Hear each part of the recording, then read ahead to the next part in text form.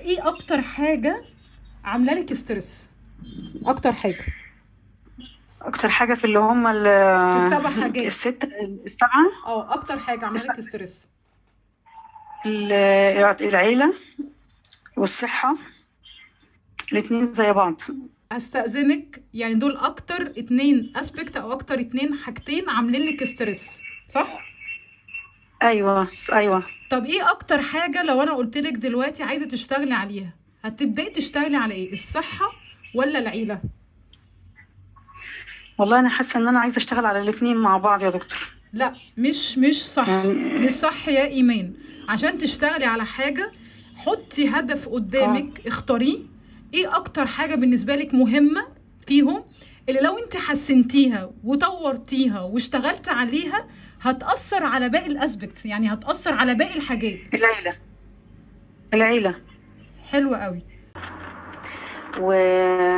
والعيله والفلوس. ايه اكتر واحد فيهم عايزة تشتغلي عليه؟ لو قلتلك ان انت عايزة تشتغلي على حاجة واحدة، تشتغلي على ايه؟ على الصحه. الصح. مم. تمام.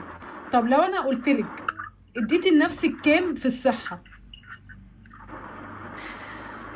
كم في من ايه 10. بس يعني؟ اديتي لنفسك كام من 10؟ اديت نفسي 10 من 10. مش شايفة صحتي خالص. انا اول مرة اخش في شيء واهتم بنفسي اللي هو الجروب ده. امم تمام. طيب، امتى كانت السكور ده احسن من كده؟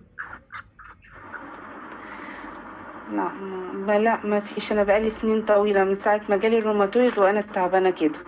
طيب معلش، افتكري تاني كده، هسألك السؤال تاني وركزي معايا. امتى مم. كنتي تدي لنفسك رقم احسن من 10؟ امتى؟ من سنة، 2، 3، 10؟ فكري امتى تدي لنفسك رقم احسن من ده. من قبل ما اتعب. كنت تدي لنفسك من كام؟ قبل ما أتعب. يعني كنت ادي نفسي، لا يعني كنت كويسة، يعني 5 مثلا. امم كنت بتعملي ايه يا ام احمد في الوقت ده عشان تدي لنفسك 5؟